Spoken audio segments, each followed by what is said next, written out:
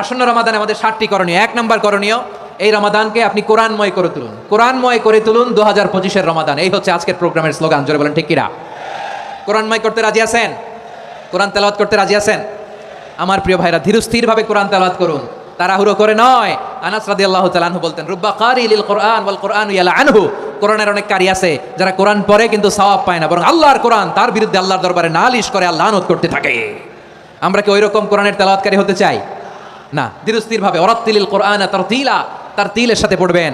বিষ্ণু ইসা ইসলাম কানা ইয়ামুদ্দু সাওতাহু মাদ্দান, টেনে টেনে পড়তেন। আলহামদুলিল্লাহি রাব্বিল আলামিন আর রহমানির রহিম মালিকি ইয়াউমিদ্দিন ইয়্যাকা না'বুদু ওয়া ইয়্যাকা নাস্তাঈন ইহদিনাস সিরাতাল মুস্তাকিম সিরাতাল্লাযীনা আন'আমতা আলাইহিম গায়রিল মাগদুবি আলাইহিম ওয়ালাদ-দাল্লিন। পড়েন আমিন।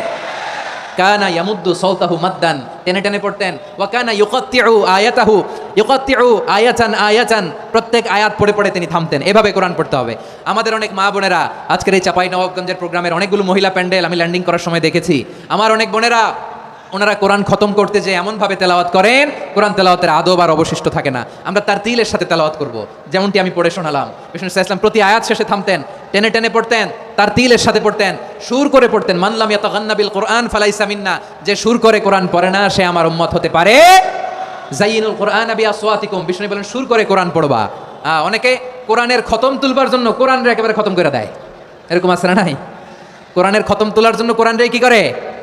একেবারে খতম করে দেয় না। আপনি ধীরস্থিরভাবে পড়ে যদি খতম দিতে পারেন, মাশাআল্লাহ। না পারলে যতটুকু পারেন পড়বেন, এরপর অনুবাদ পড়ার চেষ্টা করবেন, তাফসীর পড়ার চেষ্টা করবেন।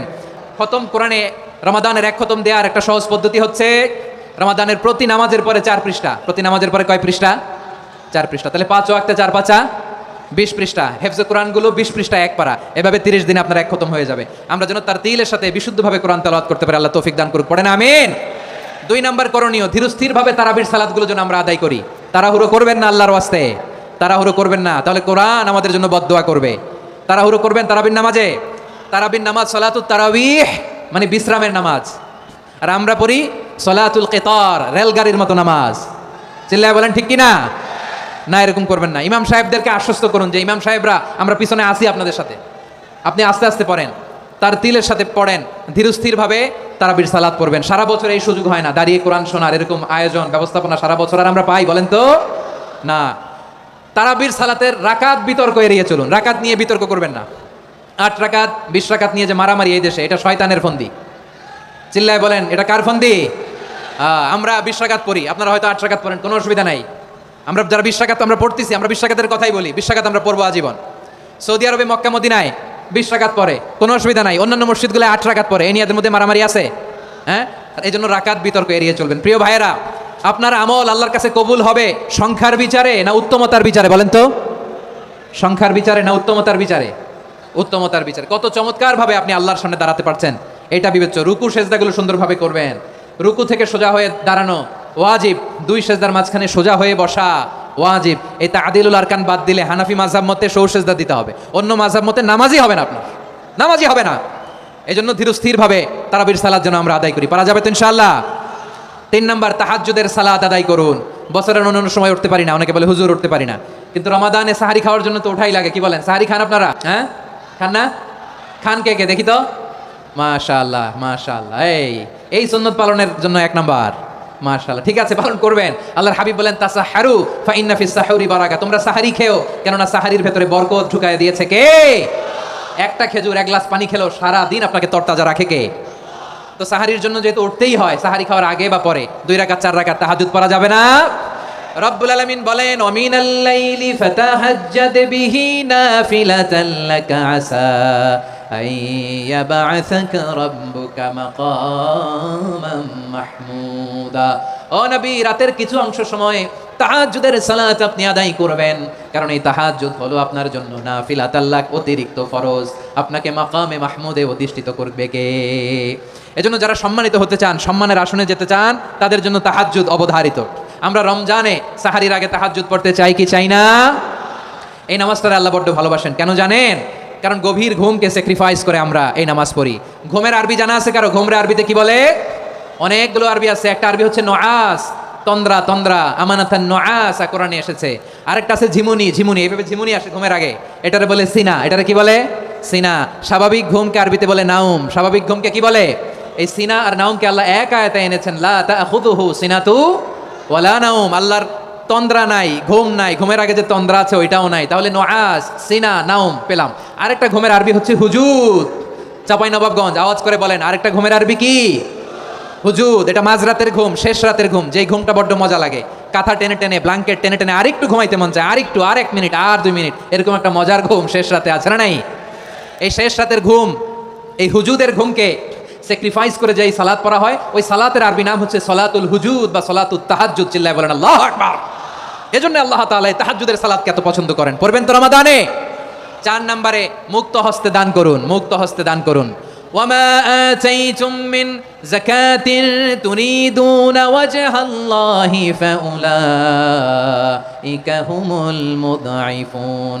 তোমরা মনে করো না যাকাত দিলে তোমাদের সম্পদ কমে যায়, এটা ভেবো না, বরং তোমরা আল্লাহর খুশির জন্য যে যাকাত দাও, তারপরে তোমার যে সম্পদ থাকে ওই সম্পদের মধ্যে প্রবৃদ্ধি দান করে কে? আপনি মনে করছেন দিলে কমে? চাঁপাইনবাবগঞ্জের ভাইয়ের আওয়াজ করে বলেন, দান করলে কি সম্পদ কমে নাকি বাড়ে? আওয়াজ করে বলেন, কমে না বাড়ে? বাড়ে। যেটা দান করেন, কামাসালি হাব্বা আম্বাতাত সাবআ সানাবিলা ফি কুল্লি সুমবুলাতিন মিয়াতি হাব্বা। 1 টাকা দান করলে এটা চারা বীজের মতো, রূপে দিলে 7টা শীষ, প্রতি শীষে হয় 100 শস্য দানা। আল্লাহ যারে চায় এরকম বাড়ায় দেয়, প্রবৃদ্ধি দেয়। সুবহানাল্লাহ। এজন্য মুক্ত হস্তে দান করতে রাজি আছেন? আগে আগে জাকাত ক্যালকুলেট করে রাখেন। আপনার জাকাত বর্ষ যদি পরেও হয়, দেরি করেও হয়, ধরেন যে প্রতি বছর মহরমে দেন, আপনি আগে দিতে পারবেন। জাকাত অগ্রিম আদায় করা যায়। সুবহানাল্লাহ বলেন। বিষ্ণু ইসা ইসলাম রমাদানে এত দান করতেন, কানা আজওয়াদান নাস, কিন্তু রমাদানে আজওয়াদুন নাস আজওয়াদু বিল খাইরি মিনার রিহিল মুরসালা। প্রবাহিত বাতাসের চেয়ে বিশ্বনবী আর অবদান্যতা বেড়ে যেত। প্রবাহিত বাতাস যেমনি সবাইরে বাতাস দেয়, আস্তিক নাস্তিক মুমিন কাফির সবাইকে শীতল করে দেয়, তেমনি নবীজির রমাদানের দান ছিল এমন, কেউ নবীর কাছে চেয়ে ফিরে গিয়েছে এর নজির নাই। জোরে বলেন সুবহানাল্লাহ। রমাদানে দান করব, ইফতার শেয়ার করব। কাউকে ইফতারি করালে সারাদিন রোজা রেখে তার যে সওয়াব, আপনি ইফতার করানোর কারণে আপনার আমলনামায় ওই সওয়াব আল্লাহ ঢুকাই দিবেন। পড়েন সুবহানাল্লাহ। সাহাবারা বললেন, নবী আমরা গরিব মানুষ, ইফতারি খাওয়ানোর পয়সা নাই। আল্লাহর হাবিব বললেন, ওয়ালাউ বিমাজকাতি লাবান, 1 ঢোক দুধ, ওয়ালাউ বিতামরা, 1টাও খেজুর, ওয়ালাউ বিশারবাতিমা, 1 ঢোক পানি খাইয়েও যদি কারো রোজা ভাঙাও, তারপরে ওই সওয়াব তোমার আমলনামায় দিবে কে? তাহলে মুক্ত হস্তে দান করুন 4 নাম্বার। 5 নাম্বার হচ্ছে কদর তালাশ করুন। রমজানের সবচেয়ে দামি সময়। বিষ্ণু বলেন, মান হরিমা খাইরাহা ফাকাদ হরিম। যে কদর মিস করলো সে সব মিস করলো, হি ইজ দ্য লুজার। আচ্ছা বলেন, এই বরকতের মাসে আমরা কি লুজার হতে চাই না গেইনার হতে চাই? সবাই বলেনি, বলেন এই রমাদানে আমরা লুজার হব না গেইনার হব? ইন্না আনজালনাহু ফি লাইলাতিল কদরি ওয়া মা আদরাকা মা লাইলাতুল কদর লাইলাতুল কদরি খায়রুম মিন আলফি শাহর। পড়েন আল্লাহু আকবার। লাইলাতুল কদরি খায়রুম মিন আলফি শাহর, 1000 মাসের চেয়েও সেরা। 1000 মাসে হয় 83 বছর 4 মাস। 83 বছর 4 মাস টানা ইবাদত করলে যেই সওয়াব, কদরের রাতে ইবাদত করলে অতটুকু সওয়াব আপনি পাবেন। আল্লাহ সেটা বলে নাই, আল্লাহ বলে তার চাইতো বেশি সওয়াব দিয়ে আপনার আমলনামা ভরে দিবে কে? কদর যেন মিস না হয়। 21, 23, 25, 27, 29 নাকি খালি 27? আপনারা কি খালি 27? হ্যাঁ না, ফালতামিসু ফিল আশরিল আওয়াখিরি ফিল মিনাল বিত্রি। রমজানের শেষ দশকের বেজর রাতগুলোকে কদর হিসেবে তালাশ করো। আল্লাহর হাবিব সাল্লাল্লাহু আলাইহি ওয়াসাল্লাম শেষ 10 দিন টানা ইবাদত করতেন, টানা ইবাদত। ইদা জাআল আশরু আহইয়াল লাইলা আইকাযা আহলা ওয়া জাদ্দা ওয়া শাদ্দাল মিজার। সারা রাত জেগে ইবাদতের নজির নবীজির নাই, শুধু রমজানের শেষ দশক ছাড়া। সুবহানাল্লাহ বলেন। নিজেও ঘুমাতেন না। ফাতেমা রাদিয়াল্লাহু তাআলা আনহু, আলী রাদিয়াল্লাহু তাআলা আনহু কাউকে ঘুমাতে দিতেন না, সবাইকে জাগিয়ে তুলতেন। আমরা সারা রাত জেগে ইবাদত করব। রাজি আছেন তো? কদর যেন আমাদের মিস না হয়। আজকে থেকেই ক্যালেন্ডারে মার্ক করে রাখেন, সব কাজ পেছনে ফেলে, সব ব্যস্ততাকে পেছনে ফেলে ইবাদতের জন্য আমরা প্রস্তুত থাকবো কদরের রাতে। কোনোভাবে কদর যেন আমাদের মিস না হয়, ইনশাআল্লাহ। বলেন তো সবাই। 6 নম্বরে পারলে ইতিকাফ করবেন। আল্লাহর হাবিব সাল্লাল্লাহু আলাইহি ওয়াসাল্লাম প্রতি বছর 10 দিন ইতিকাফ করতেন। যে বছর ইন্তেকাল করবেন সে বছর 20 দিন ইতিকাফ করেছেন। আপনি বলবেন, হুজুর ইতিকাফ না করলে সমস্যা কি? আমার নবী একটা ইবাদত সারা জীবনেও ছাড়ে নাই, আর আপনি জীবনে একবারও করেন নাই। এবার হিসাব আপনার কাছে, হিসাব আপনার কাছে। না পারলে অন্তত রাত্রিবেলাগুলো মসজিদে কাটাবেন। পারবেন তো ইনশাআল্লাহ? সব শেষে শিশু এবং নারীদের ব্যাপারে বিশেষ খেয়াল রাখবেন। শিশুদের রমাদানের ব্যাপারে উৎসাহ দেন, তাদের প্রস্তুতি নেওয়ান, তাদেরকে রোজা রাখতে দিবেন আমার ভাইয়েরা এবং বোনেরা। পর্দার আড়ালে মায়েদেরকে বলবো, চাপাই নবাবগঞ্জের মায়েরা, একদিন 2 দিন না খেয়ে থাকলে আপনার ছেলে মেয়ে মারা যাবে না। ঠিক কিনা বলেন? ওদেরকে উৎসাহিত করেন, ওদের ছোট্ট যারা রাখতে দেন, বলেন যে বাবা সকাল থেকে দুপুর পর্যন্ত না খেয়ে থাকলে তোমার অর্ধেক রোজা, এরকম 2 দিন অর্ধেক মিলে তোমার 1 রোজা। এরকম আমি কত রোজা রাখছি ছোটবেলায় কোনো হিসাবই নাই। আমার দাদি বলতো সকাল থেকে না খেয়ে দুপুর 12টা পর্যন্ত রাখলে নাকি অর্ধেক হয়, এরপরের দিন অর্ধেক, 2 অর্ধেক মিলে 1 রোজা। এটা তো আসলে রোজা হয় না, কিন্তু তাকে উৎসাহ দেয়া। ইফতার প্রোগ্রামগুলোতে নিবেন আমাদের বাচ্চাদেরকে, দেখবেন যে ওর ক্ষুধা লাগতেছে, খায় না, কারণ কেউ খায় না, একজন আজান দিচ্ছে, সবাই খেজুর নিয়ে ইফতার করতেছে। এই দৃশ্য, এই ট্রেডিশন, এই ইবাদত, এই তারবিয়া ওর আগামীর জীবনটাকে সুন্দর করবে। চিল্লায় বলেন ঠিক কিনা? এভাবে আগামীর প্রজন্মকে আমাদের গড়তে হবে। শিশুদের রোজার ব্যাপারে প্রস্তুতি নিন, উৎসাহ দিন। আর নারীদেরকে কষ্ট দিবেন না। সারাদিন পেঁয়াজু, আলুর চপ, বেগুনি, পাকোড়া, ছোলা, মুড়ি, শরবত, রুয়াবজা আছে না নাই, বানাতে বানাতে আমাদের বোনেরা কাহিল হয়ে যায়, আর তারাবি পড়তে পারে না, ইবাদত করতে পারে না। আমরা যেন আমাদের বোনদের প্রতি ইহসান করি। পারবেন তো সবাই? এই 7টি করণীয়, 7টি বর্জনীয়র 1 নাম্বার, বিলম্বে ইফতার করবেন না কখনো। 1 নাম্বার, দেরি করে ইফতার করা নিষিদ্ধ। ইহুদিরা দেরি করে ইফতার করে। লা ইয়াজালুন নাসু আলা খাইরিন মা আজ্জালুল ফিতরা। বিশ্বনবী বলেছেন এই উম্মত যতদিন আগে আগে ইফতার করবে, এই উম্মতের কপাল থেকে কল্যাণ কেউ ছিনিয়ে নিতে পারবে না। চিল্লায় বলেন ঠিক কিনা? আজানের জন্য বসে থাকবেন না, সময় দেখবেন। স্থানীয় সময় যখন সূর্যাস্ত হওয়া মাত্রই বিসমিল্লাহ, খেজুর খেয়ে ফেলবো। পারবেন তো নাকি দেরি করবেন? 2 নাম্বার, রমাদানের পবিত্রতা বজায় রাখবো। কোনো তর্ক বিতর্ক অশ্লীলতায় আমরা জড়াবো না, ঝগড়া করবো না, সরাসরিও না, ফেসবুকেও না।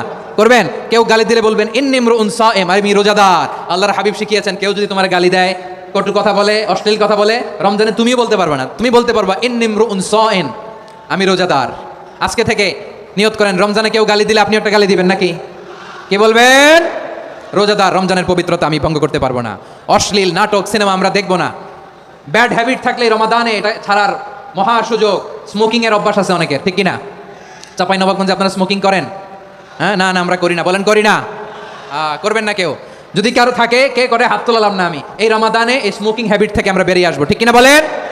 3 নাম্বার, আমরা মিথ্যা বলবো না। বিশ্বনবী বলেন মানলাম ইয়াদা কাওলা যুরি ওয়াল আমালা বিহি ফালাইসা লিল্লাহি হাজাতুন ফি আইয়াদা তাআমাহু ওয়া শারাবা। যে রমজানে মিথ্যা কথা, মিথ্যা কাজ, মিথ্যা সাক্ষী ছাড়তে পারে নাই, তার না খেয়ে থাকা, উপবাস থাকা দিয়ে আল্লাহর কিছু যায় আসে না।